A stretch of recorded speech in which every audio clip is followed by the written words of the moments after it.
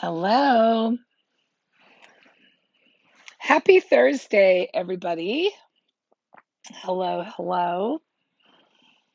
I am, this is, if you don't know me, my name is Leslyn and I'm a therapist by day. Hey, Melissa, I've been wondering where you were. And I am so I come into my lives on Mondays and Thursdays, a way of giving back. I hope you'll hang out.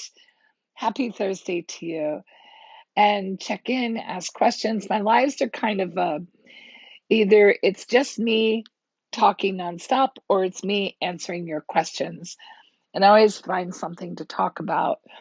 But if you have a question that you want help with, think kind of Dear Abby. Somebody this week um, told me that they really felt that the reason that I was helping is because I was the mom that they never had. And there's a part of me that was so humbled by that. And there was another part of me, if I'm being really humbled by that. And there was another part of me, if I'm being really honest, that thought, I have enough kids. I don't. But the I think what was really affirming about that is it speaks to that when there's a good connection between the therapist and the client, that's where healing really happens. So I felt good about that. So anyway, welcome, welcome. Melissa, how are you? How was your Thanksgiving? Happy, oh, that's right. He's 2 months is a long time. I hope that his recovery is moving along. Hi, Bella, how are you? Hello, hello. Um, I know that it's so hard, but I hope that you were able to have a good Thanksgiving. We had a pretty interesting, we had a good live the other night, and I've been doing a lot of well, it's not completely true. I had a pretty long day with client sessions, but I also have been doing a lot of content research, and so I have a lot about enmeshment on my mind. If anybody has a question about enmeshment, that's all on the forefront of my mind. And I was just talking, I did some retreat marketing. If anybody has any questions about the retreat, I can certainly answer those questions. Um, Yeah. So anyway, if you're just popping in and you don't know me, I'm Leslyn. I'm a therapist by day, and I'm here hanging out trying to give back. So if you have a question or a concern or a challenge, this is the place to ask. Um, oh, good, on Sunday. It's so funny. We spent a lot of time talking last week and this week um, about how Thursday is just a day. Um, and it's like, I mean, any day, right? They're just a day. Nothing is anything until we assign it meaning. And I know that you know that, Melissa, and I think that that's such a hard concept for some people to get, but it's so healing when you think about if you're not able to be with family on Thanksgiving or on Christmas or on your birthday, at the end of the day, it's just another day, right? And the thing that we react to is, I think, sometimes a little bit of FOMO because it's like everybody else is doing this one thing, or it feels like it. I know the reality is not everybody is. Um, but anyway, so that's kind of near here and there. Bella, I'm good. A 3 year break from working. Oh my gosh, I'll bet you are tired. Um, I actually had hi Corey. I actually had a great day today.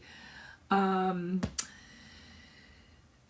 I started really early. I slept until like 10 after 7, which is super unusual for me. And it happened to be on a day when I had an 8 a.m. session. And so that was a little challenging because I felt like I had to rush. Hi, Robin. How are you? Happy Thursday. And so, but I had 3 sessions first thing this morning, and then I had a big break. And then I had 3 sessions tonight, and that was nice because it gave me a chance to have a really good, healthy meal. Sometimes I just piecemeal in between. And I got some other work done, so that was really good. And I'm in a different place tonight because I sat in that other chair for the last 3 hours, and I couldn't bring myself to sit in it for another hour. So I thought I'll move and I'll kind of curl up and grab my wine. And so that's where I am. Same room, just a different perspective of me tonight. And so listen, if you guys have any questions, ask away anytime that you want, because that's what, Erin, I like your emoji. Yeah, that's why I'm here, because I like to answer other people's questions. I had a lot of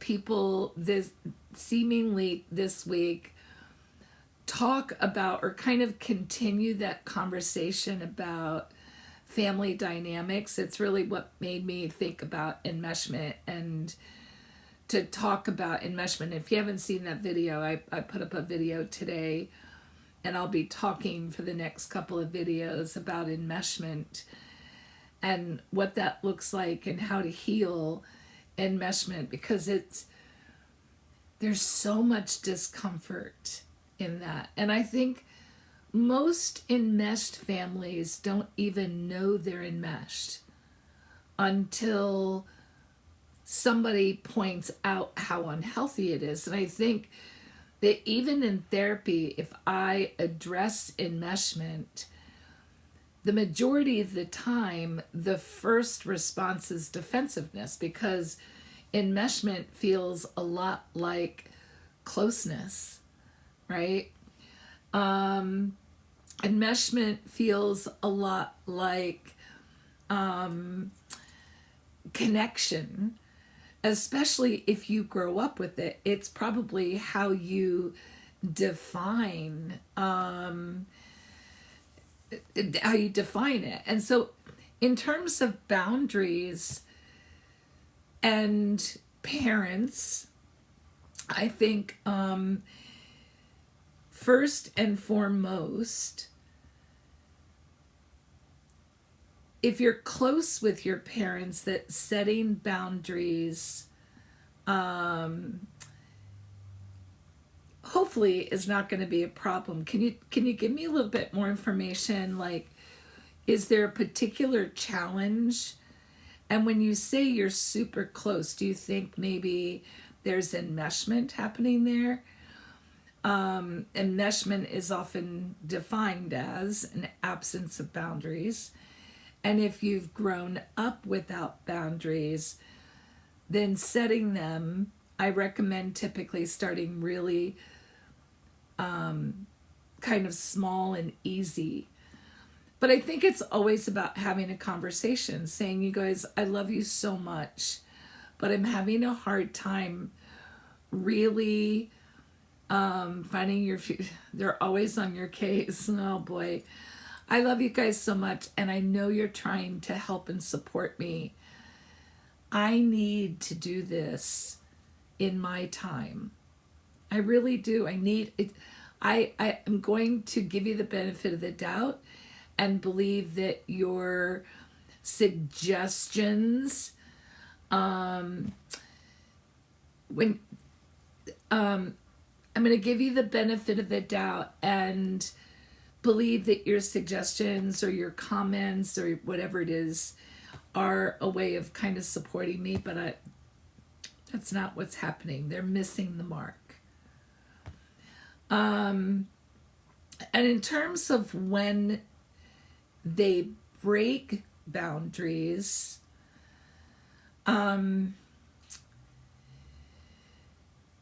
first, I would say, have you clearly defined the boundary?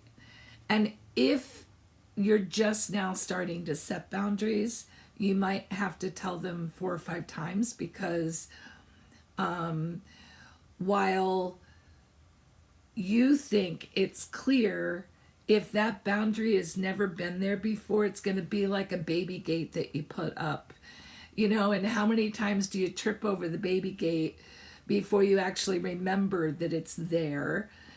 Or before you can easily step over it, right? Because it's in the way and it's kind of cumbersome. And the first couple times you go to step over it or open it, you may not know how, or you may just not be thinking clearly.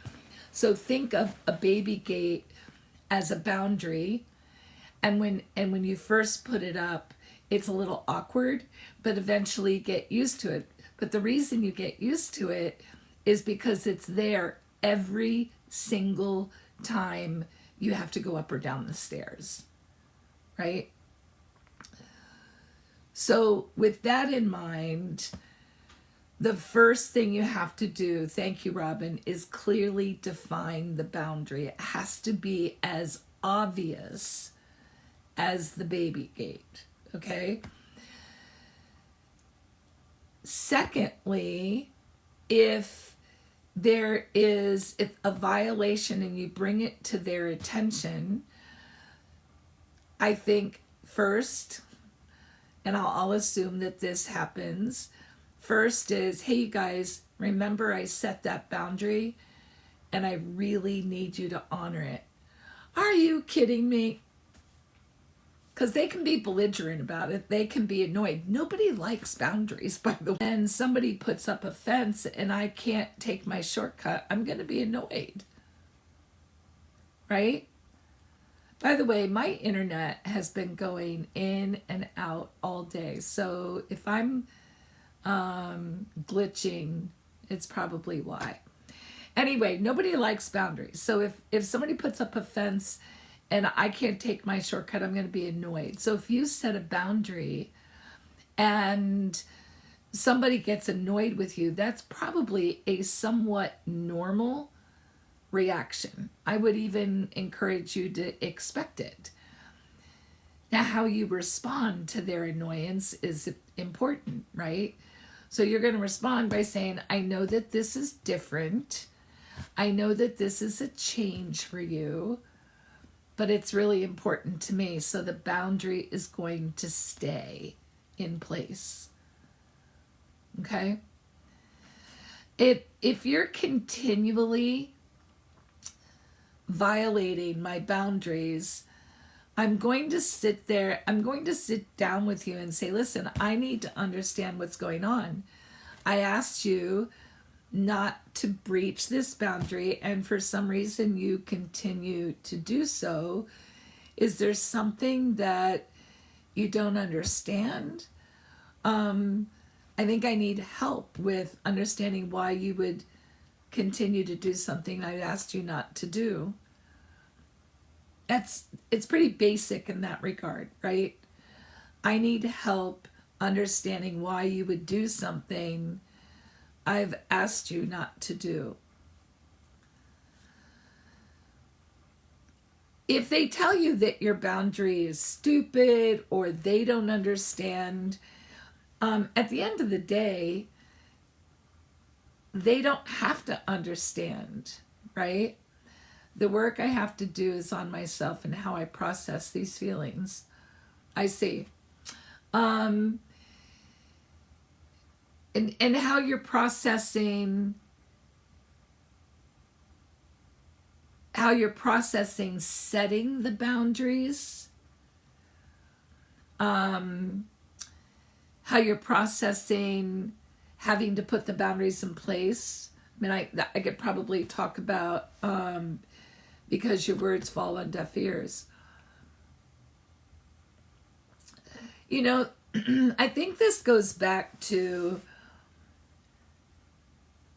this idea that all of our disappointment is a consequence of a failed expectation, right? And so if your expectation is that someone hear and honor your boundary, you're going to continue to be disappointed. So if they're constantly falling on deaf ears and you don't adjust your expectation, then that doesn't make much sense. If you know it's going to fall on deaf ears, then the process at that point is to shift your expectation. Now, keep in mind, you can shift your expectation and still feel disappointed. And to be honest, I think at that point there's probably a little grief in that expectation. Like I'm so sad. I would think that I'd be so sad that these people aren't paying close enough attention. That, hello, Judith. That these people aren't paying close enough attention to honor. Yes, Robin. Yes, amen to that. We'll drink to that. Everybody who's got something to drink. Two things can be true at the same time. Two opposing feelings can be true at the same time.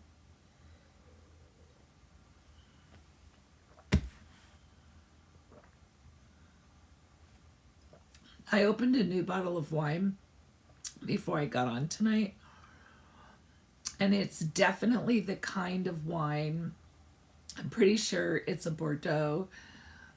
And it's definitely the kind of wine that needs to air a little bit to smooth out. Anyway,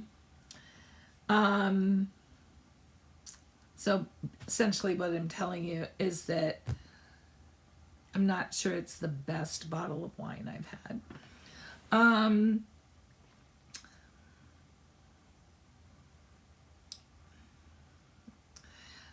I'm trying to think of anything else about boundaries that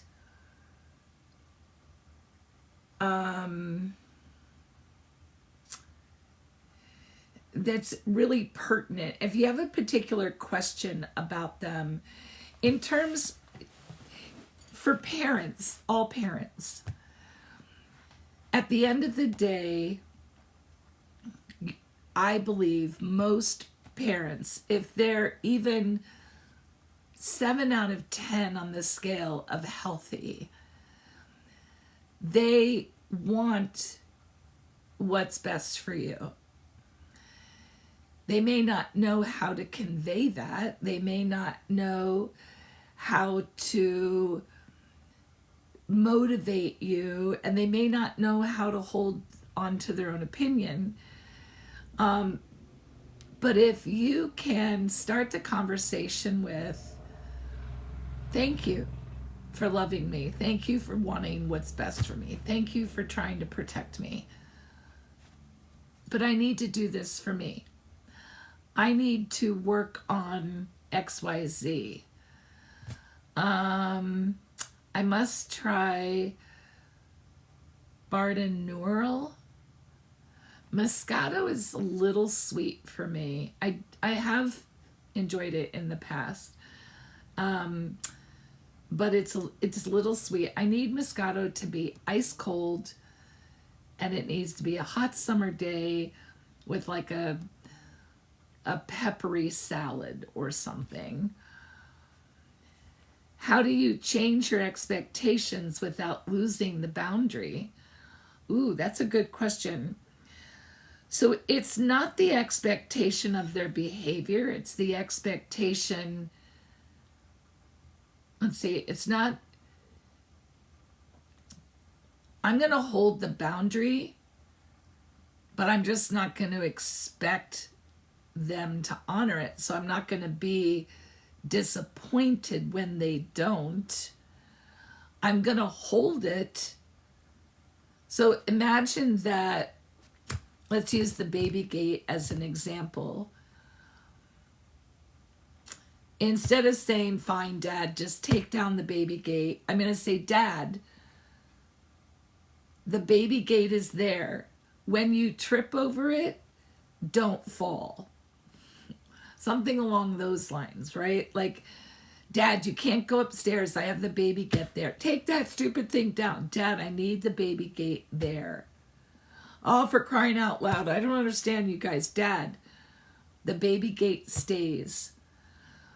So when I say let go of the change my expectation, it's almost like I start expecting my dad to complain about the gate.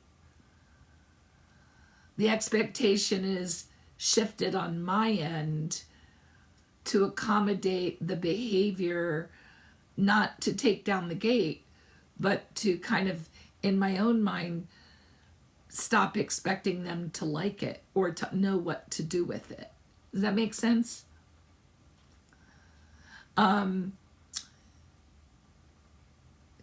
There's an element of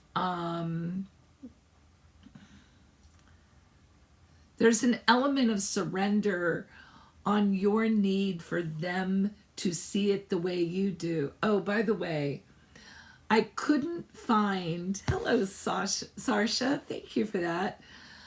I couldn't find who to attribute this quote to, but it applies here.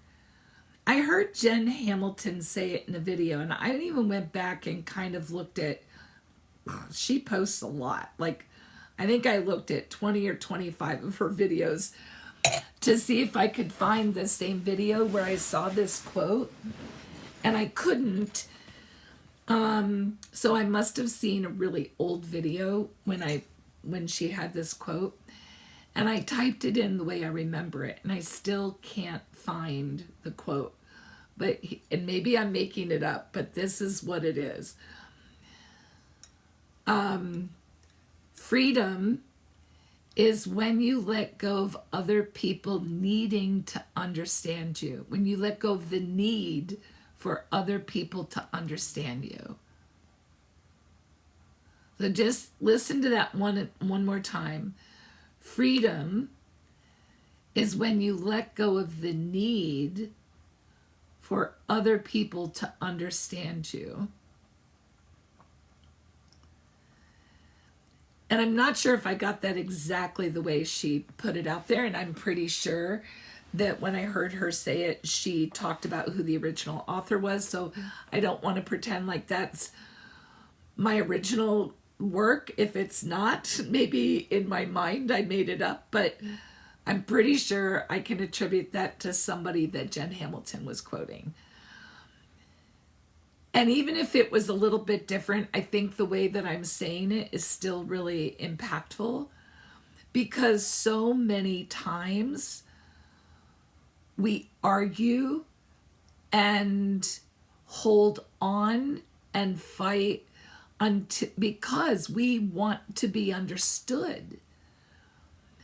But I think we need to really reserve that energy, that being understood energy, for people who really matter, right? I mean, I think it's important to feel connected and understood by the people who really matter in your life.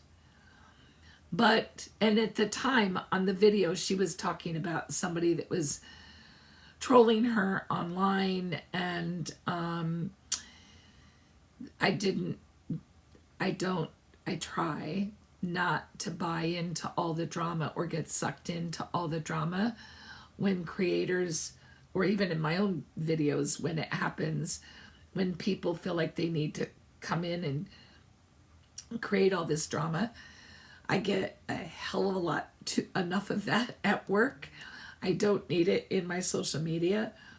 But I did, when I heard this, I thought, oh my gosh, that's so powerful. Like, how many clients have I talked to who are holding on to this really deep need to be understood by someone, like someone in their life. Like, I just need my parents to understand. But so many times, and I've used this expression a lot, sometimes, no disrespect intended, trying to get a blind person to accurately perceive a rainbow. You can talk about a rainbow a million different ways, but I don't know that there's any way to communicate to someone who can't see what a rainbow actually is. Right? And thank you, Bella. I can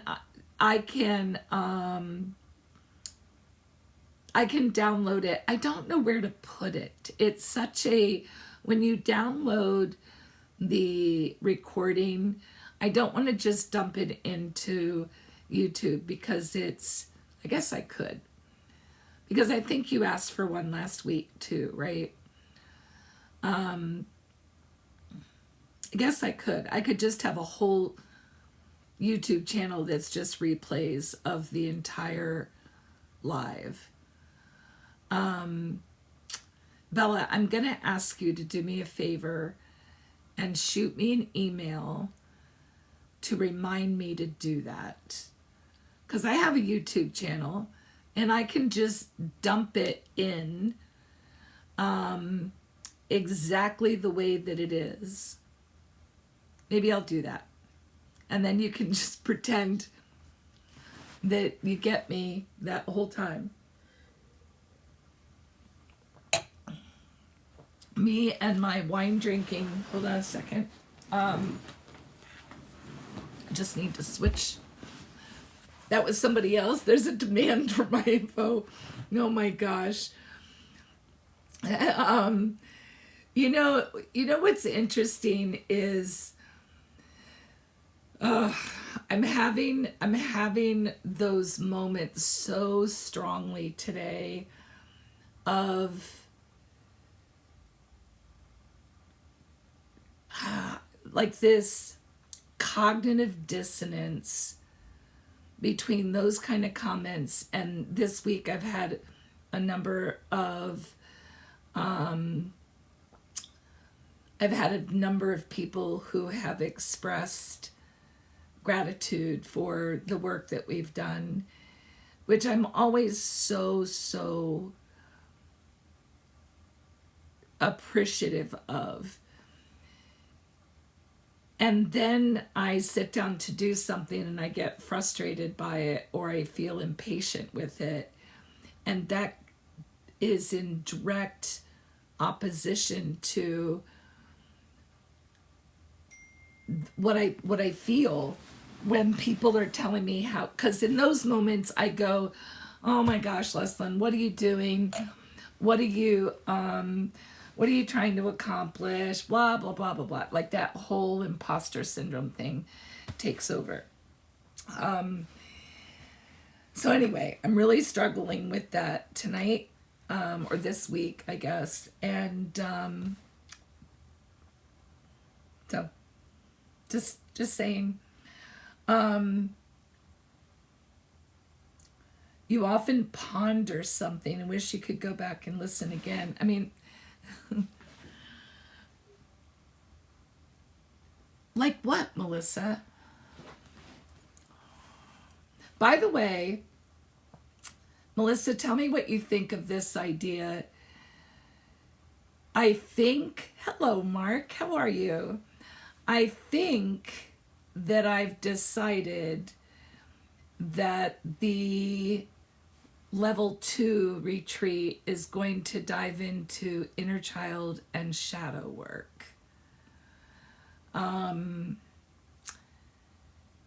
the conversations that I've had from people with people who've been to the retreat, I think the retreat kind of opened the door on some things, and that if we dive deeper into some of those other corners, recesses, what are your thoughts on that?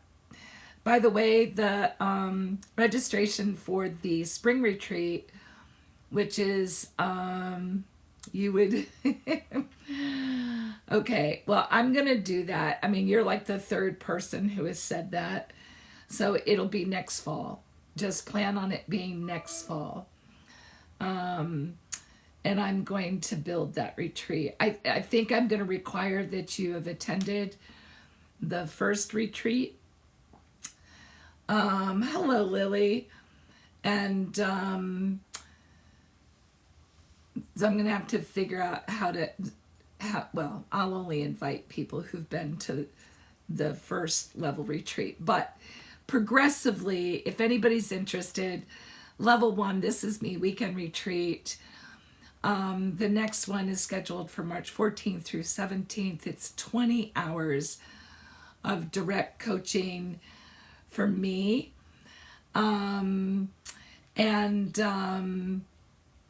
Or with me. Melissa was there at the last retreat. If you have any questions, feel free to ask her right now.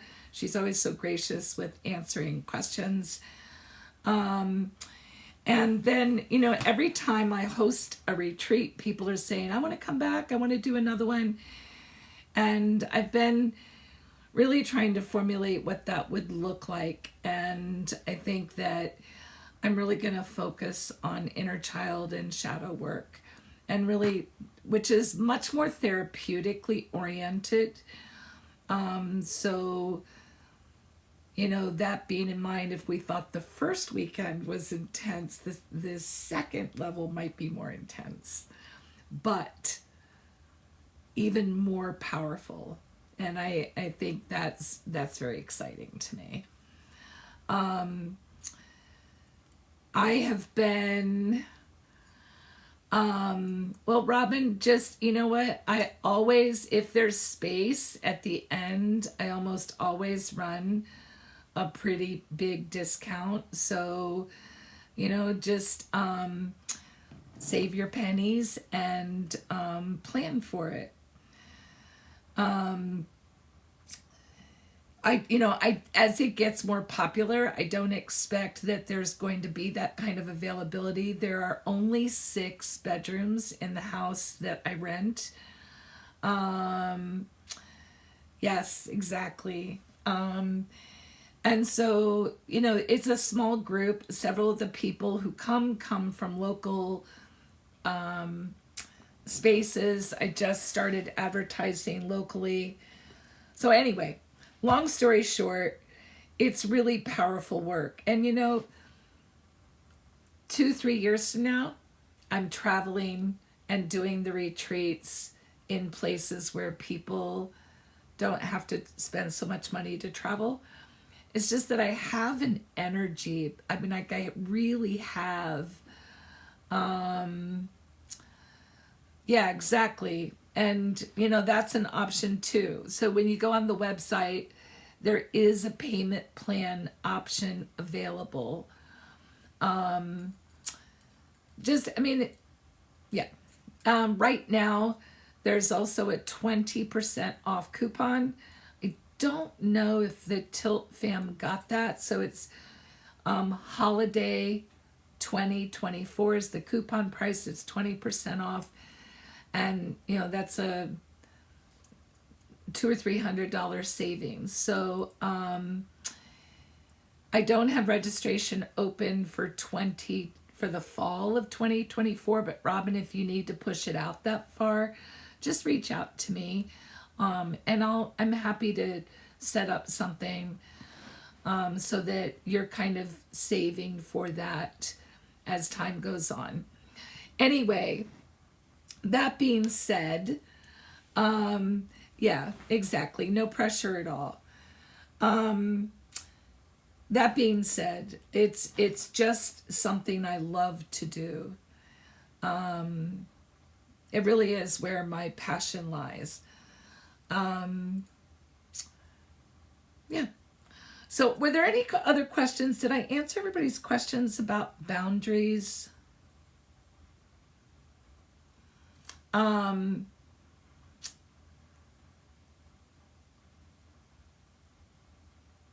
Let me think for a second about boundaries.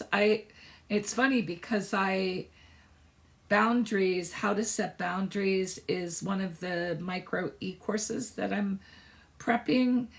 And so I was just kind of running through my head what that was going to look like. One of the things that I'm doing there is I'm giving tons and tons of examples of what boundaries look like, because it seems like whenever I work with clients around boundaries, we get tripped up by circumstances and the relationships that we're trying to set boundaries for. And many of us can set really good. I have not seen it in person. Is it okay, Melissa? I was learning to recognize where a boundary belongs, but it was hard to know how to hold it.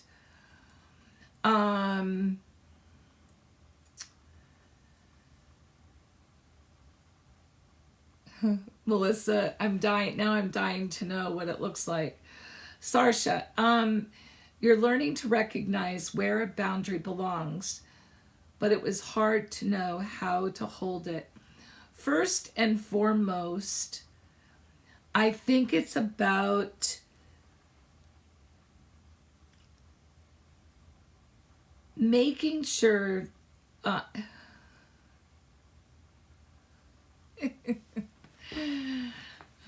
because that imposter syndrome took over when I was designing it. I didn't want people. Oh man, I'm glad you love it. I love that design. All right, sorry, Sarsha. Let me stay focused on this.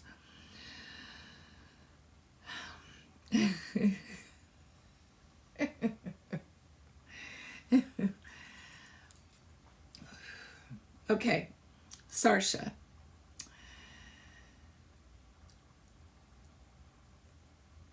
You know a boundary belongs someplace when you feel disrespected, taken advantage of, unappreciated, overstepped, abused, unseen. Any of those feelings indicate that a boundary needed to exist, right? If somebody breaches a boundary, it's, hey, excuse me, that's mine, or that doesn't work for me, okay?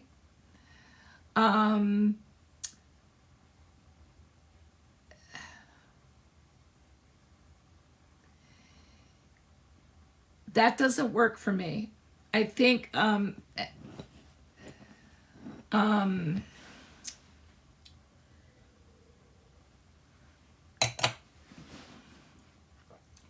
think about what you would say if you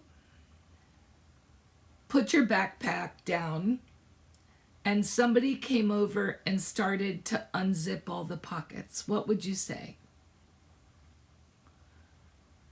You'd say, hey, excuse me, that's mine. And you would reach for it and you'd pick it up. Or, pardon me, can I help you? Or, I'm sorry, sir, that's not for something, right? I'm sorry, sir, that's not for anybody else. When you establish a boundary and somebody walks over it, it's it's your responsibility to remind them that they missed something. Hello, Bonnie. How are you? Happy Thursday. I adore you guys. I love the way you take care of each other. I love the way you interact. I love how you support each other. Thank you for being part of my gang, of my community.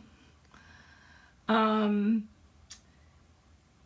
that help, Sarsha, in terms of how to hold it? It's polite, right? It's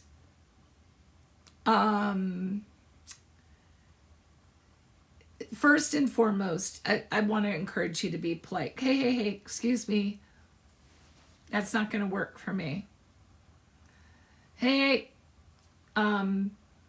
I drew a hard line here, and I'm going to ask for you to respect that. I'm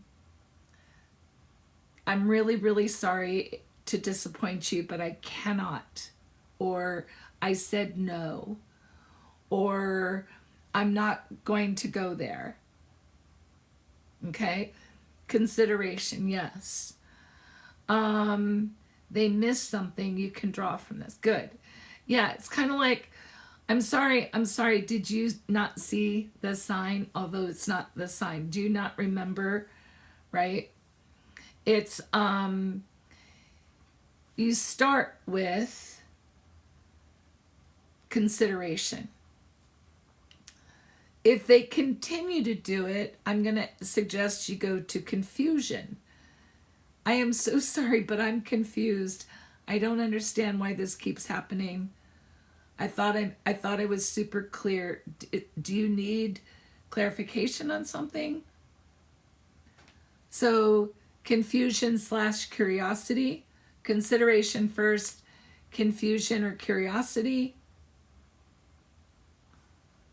And I don't know if I can make this really funny with a C, another C.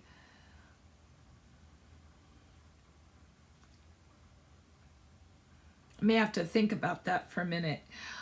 Because what I'm thinking is that, you know, so if I've been nice and then I've asked questions, now I'm going to be pissed. And now I'm saying, hold up. This is not working for me. So I have to think of another C word for that. Do you guys have any suggestions? Claiming your power. Love that. And then claim it. I love that, Judith. Thank you. That's perfect. You know, this is like a hard no. Claim it. I love that. I love that. Thank you. So remember, you're going to be considerate first. Would I try to make excuses for them? Nope. No, I think when you're in that curious space, when you're in that, I'm going to be confused and curious, they're going to give you what they have. And what you can do is say, listen, I can appreciate, you can empathize. I can appreciate that you're confused why I'm all of a sudden setting boundaries, but that's actually not what's up for discussion here. What's up for discussion here is why I put the boundary in place. What's up for discussion is why you won't honor the boundary. If you want to know why I put it in place, we can have that discussion later, because I want to understand first, and at first things first, this boundary needs to be honored, right? And if you're saying, would you make allowances for them? The answer is again, no, because what happens when you, thank you, Robin, when you are driving down the road and you see a speed limit sign and you're like, there's never any cops on this road. Do you honor the speed limit?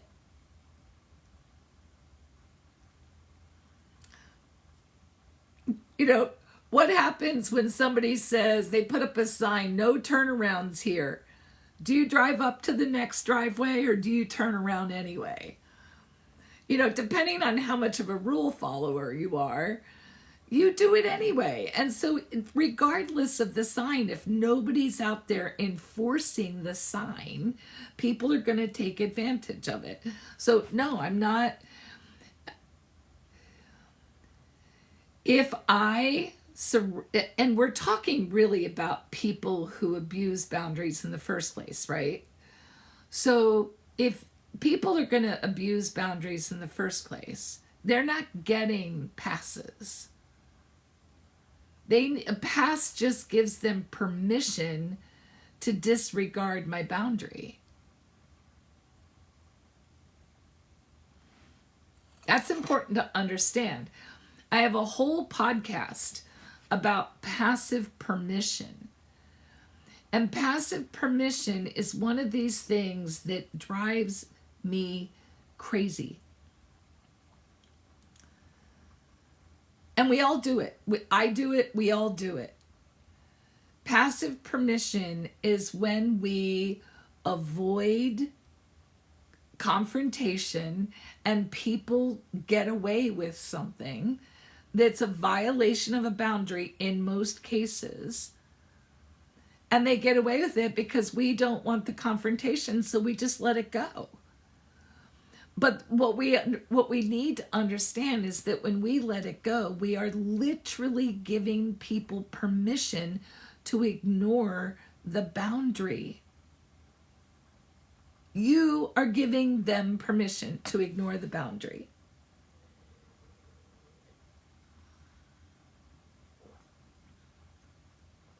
Let that sink in for a minute. It doesn't feel very good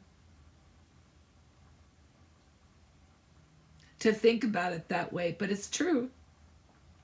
We do it politically. We do it in our families. We do it we do it all over the place with so many things.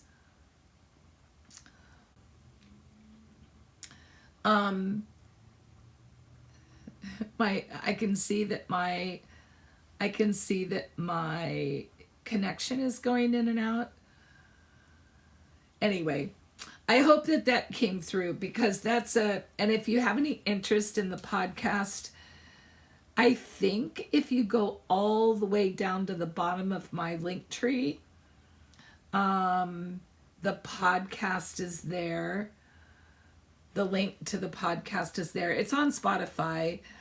And I'm pretty sure that if you type in my name into Google with the term passive permission, you will find the podcast. Yeah, but I do talk about it for probably a half an hour. And if you haven't heard my podcast, I did it in 2019 and 2020, and I co-hosted with this woman, Leslie, who in the middle of the pandemic found herself at home with 3 school-age kids, and she just really couldn't continue podcasting, which was fine. And we had kind of felt like we ran out of stuff to talk about. And I will probably at some point bring a podcast back. It won't be that one, and it won't be until after maybe 2025, after I've done the projects that I have planned for 2024. But I have so many projects planned for 2024. But you know, the truth is I just have so many things to say. And I feel, hello, Maddie, how are you? I feel compelled to say them. Thanks, Maddie. Um, yeah. Anyway, and it's funny because there's so many things I want to say or that I have talked about, like on the podcast, that I don't bring into my TikTok channel because my TikTok channel is pretty niched. I think I think that's what this hour that I spend with you guys twice a week, that's like my podcast. It's just that once it's here, it's gone. And so to the extent that I can just throw these up on YouTube, I guess I can just do that. And then it's just Leslyn Unplugged all over the place all the way along. We actually have a podcast that's just called Unplugged, and it's just us ranting about different things that we want to talk about, with peeps' names too. Maddie, what's the context of that?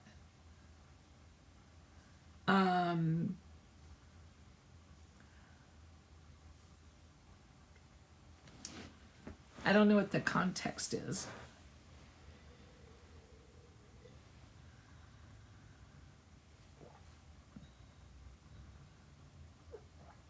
Something else I was going to talk about that came up, trying to think, on YouTube or a podcast. So one of the things we talked about earlier tonight was Bella wanted to know how, if I could just drop the recording of this someplace so that it was accessible after the live.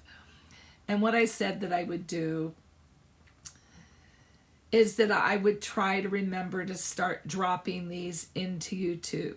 Now, the truth is that I have a YouTube channel, and there are a bunch of my old lives there, but they're edited. And ideally, you don't necessarily have me sipping wine. Ideally, they're a little bit more polished. But I think maybe the best thing to do is just say, screw that, and dump the entire video into YouTube so that information is accessible there. You'd prefer the unedited. Yeah. Sometimes though, when you're playing it back, right, you don't have the scroll to reference, and so it doesn't make as much sense because the comments and stuff don't show up on the recorded version. And so there are elements of that if I don't read the question or something, if I just say, oh my gosh, that's a great question, and then I go into an answer, it may not make perfect sense. So I'm just going to have to let go of that, I think, and just send it on over to YouTube, which really doesn't take that much effort because it's just about downloading and uploading. Yeah, so I'll try to do that, and you might not realize it. You usually, yeah, okay, fair enough. You're right. I probably don't realize it. I really am gonna try to do that for you guys, because I know especially my Tilt fam would like to be able to catch up on it. I mean, honestly, I guess in a lot of ways, it's very much like just a podcast episode. It's just me hanging out, talking, answering questions. I was just going to tell you about something else. I had something happen this morning that was particularly profound. I've been working with this person for about a year and a half, and I know that they would want me to share this. So, without giving any identifying information, this person said to me today, they said, you know, a year ago, I was ready to call it quits. Every day I woke up and just was trying to find the courage to make it all go away. And we've been working together probably a year and a half. And they were in a very, very dark place. And it was... has been an incredibly hard journey. Now, this individual also is the person that did 6 ketamine treatments. I want to say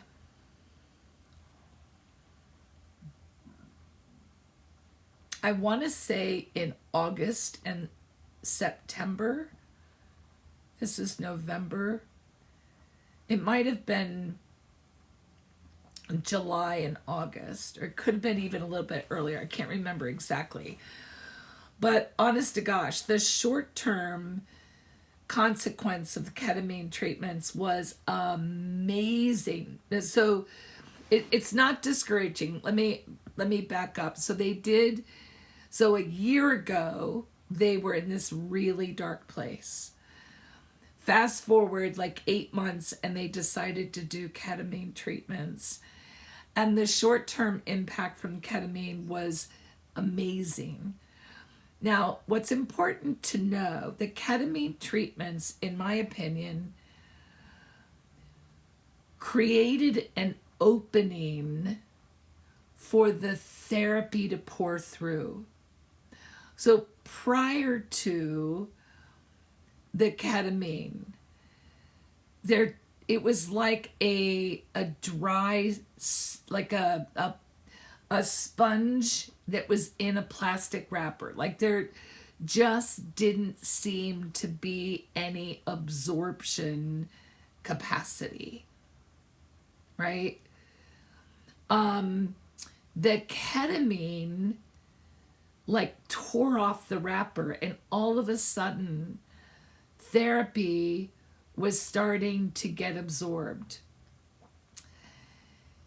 And then there was a little bit of a dip, and I just worked so closely with them to say, hang on, we're just going to start really using some of these tools.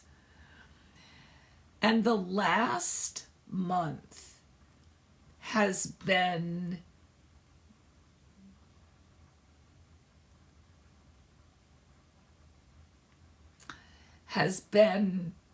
so profound for this person.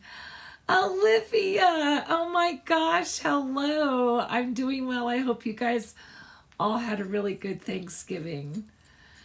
I just want to finish my thought, but Olivia, so happy you stepped in and said hello.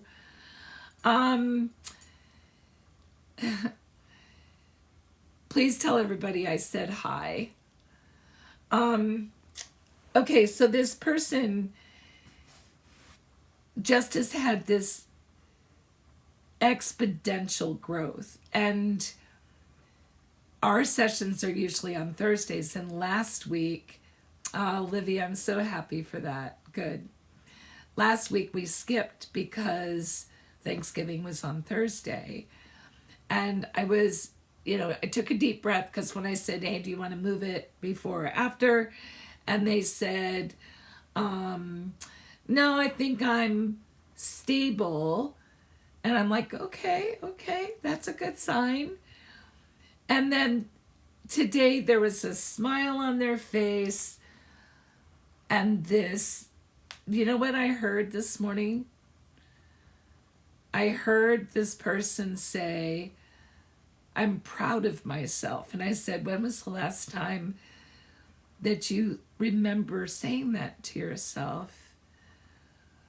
And they got really emotional and said, I don't know that I've ever said that to myself.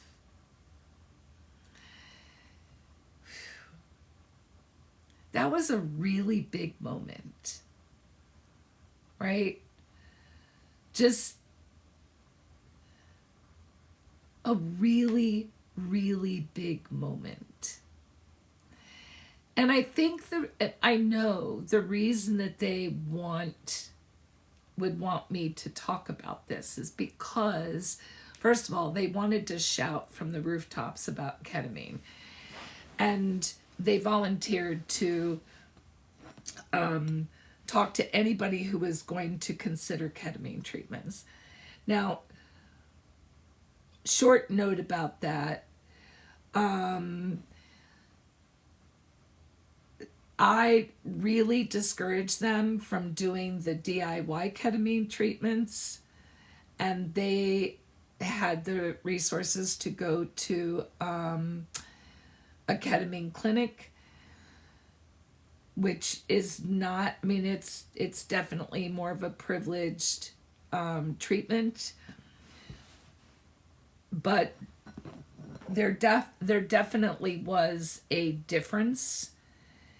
And when I think about all of the things that people could spend money on and do spend money on, if you have depression, I would take out, I mean, I don't want to be irresponsible with people's money, but based on what I know, I would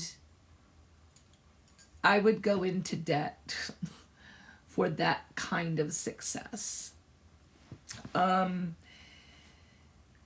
But I know that that's not necessarily an answer for every person. I really do acknowledge that. But what I can tell you is that this person, all of a sudden, since ketamine treatments, has been able to absorb the work that we're doing in therapy. And it's working. And it's making a difference, you know, and I think that's why we do what we do, you know, because there are people who really do heal. And I'm just so honored to be a part of that. And you're right, Mark.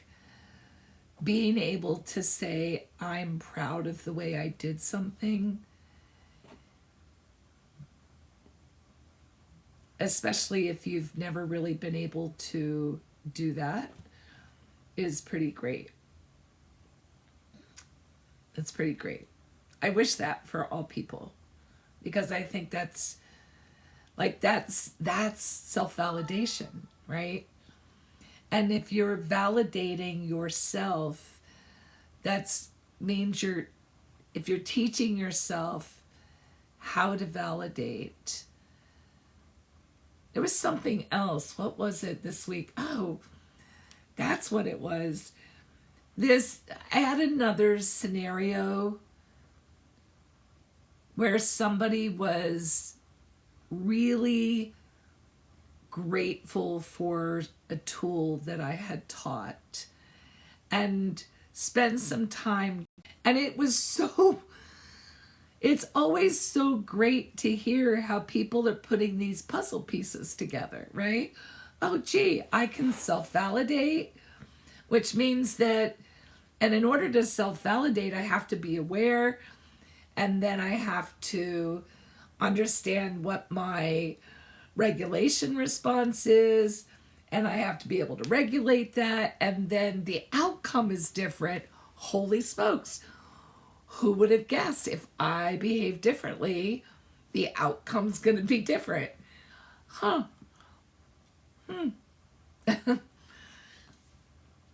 It's a miracle. If I don't cling to you to meet my needs, if I'm able to do that for myself, you might not withdraw. It's It's just so much fun. Um,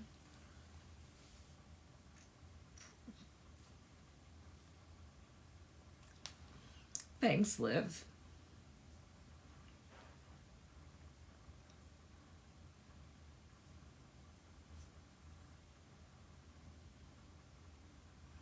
This is the week, man. Y'all are making me cry. Um, I'm glad you're happy, Liv. Really. Um, Cheers to you. By the way, when I see your Instagram, I keep, thank you, Melissa. I keep looking to see if this thing that you've got going on is going to be a forever kind of thing, girl. I just want you to know I keep looking. You tell him he needs to get on the ball.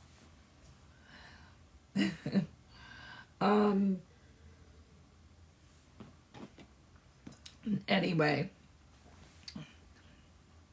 I appreciate you guys too. You know, yeah, it's just, gosh, let's just be grateful tonight for everybody, for everything, huh? Let's see. Hello, Moki. There's, it's it's getting hot in this room.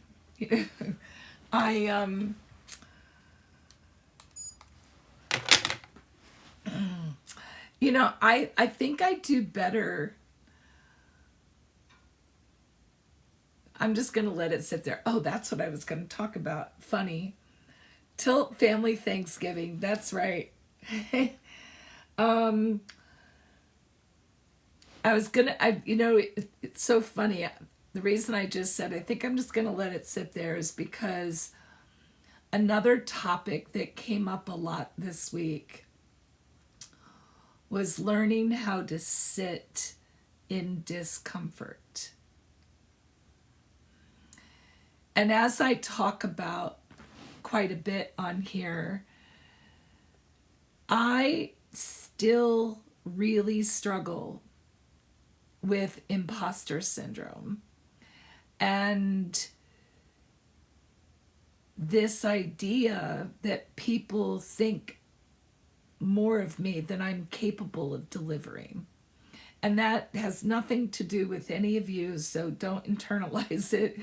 It has a lot to do with my family of origin and the things, there was probably a little bit of golden child syndrome or a little bit of golden child stuff. I was the oldest. I was the favorite. And then, all that stuff. But I really find myself challenged with that sometimes. And so, this, as much as I am so grateful,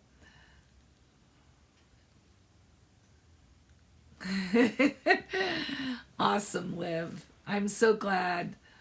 Are you getting your master's? Anyway, you don't have to answer me here, but I would love if you just shot me okay.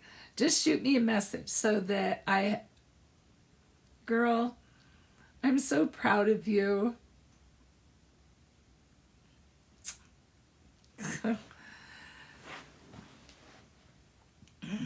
Really proud of you.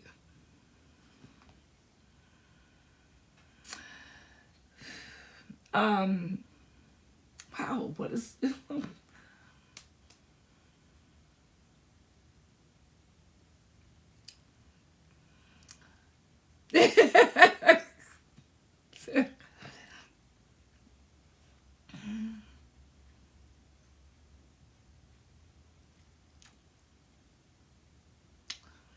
I don't know.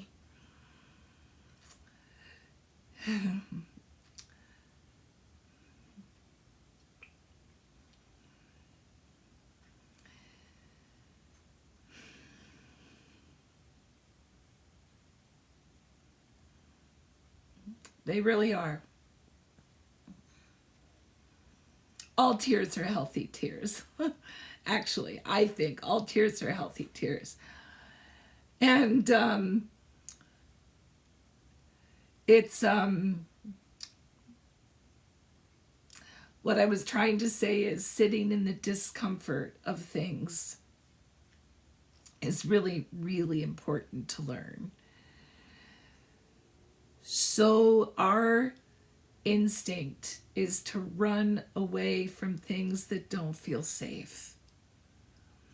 Discomfort doesn't feel safe, right? It doesn't feel safe to be this emotional in front of people that I don't know, and I don't know all of you, so it doesn't feel safe. But not for any reason that any of you have done, right? It's a matter of, my gosh, I think I started saying it's a matter of the imposter syndrome, right? What if this softer, more vulnerable part of me, I think the questions are, what if this somehow doesn't meet the expectation that any of you might have of me, and then at the end of the day you think less of me, blah blah blah blah. And that's the story. And I know that this that version of the story happens in so many different ways for all of us, right? I know that I hear this all the time. Bye, Liv. Give everybody a hug for me. Anyway, I think it's really a matter of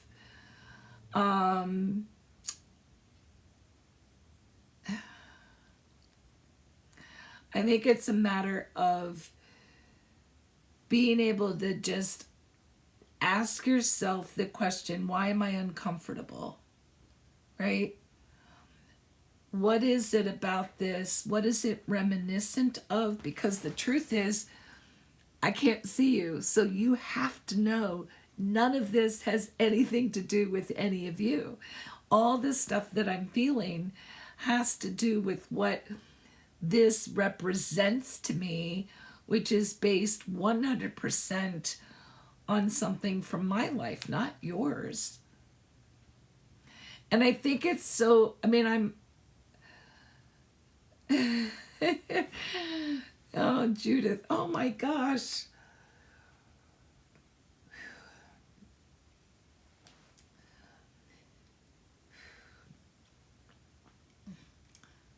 The serendipity of this night is blowing me away. On Wednesday, I had a session, and I can't go into all the details, but will suffice it to say that I'd only seen this person in the context twice. And I was kind of checking in and saying, hey, I'm just kind of wondering if this has been helpful in the broader context.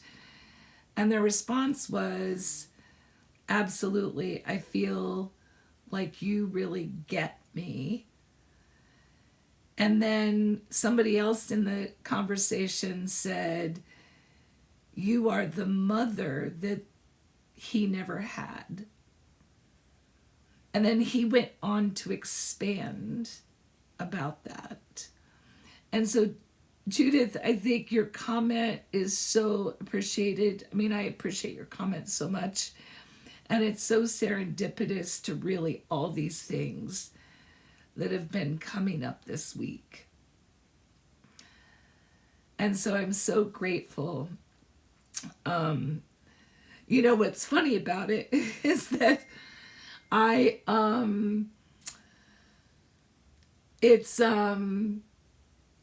what's really funny about it is that motherhood comes. I was explaining this to my daughter tonight. I said, you know, the thing about I feel about when people say I like their mom, I mean, that's an incredible compliment, number one. And number two, I put so much of myself into my children. And maybe that's, you know, maybe what I'm saying is that I put so much of myself into my work and my lives. Maybe that's what you're getting. Maybe you are getting the mother. Maybe I'm much more. Maybe I'm more of a mother than I am a therapist. I don't know. I don't know. I'm going to have to digest this. I may have to go to therapy over this because it is simultaneously humbling,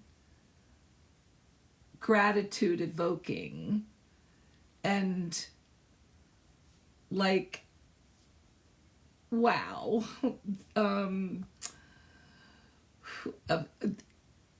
I feel kind of this immense responsibility that I'm trying not to be overwhelmed by or absorb, because I don't think that's what people expect from me. I just feel it. So thank you, Karma, for two of my daughters. Let me just plug in. Whoops. Okay, there we go. Two of my daughters do all the catering for the retreat. And so technically, my oldest daughter is like the caterer, and she does it for me. It's not her profession. I can't even say she loves doing it, but she loves me, and so she does it for me. And the first retreat, she did it completely for free because my budget was so low. The second retreat, I was able to pay her something, but she's phenomenal at it. And the first retreat, she did it all by herself. And the second retreat, she recruited her sister. So Melissa got to meet two of my daughters. And the oldest one, Sarah, is slated to do retreat number 2, or in the spring, number 3, but Emily is probably going to be traveling, so we've put Erin on call. So it may be that Erin comes and helps with the next retreat. But anyway, they really are amazing women. And definitely my pride and joy. And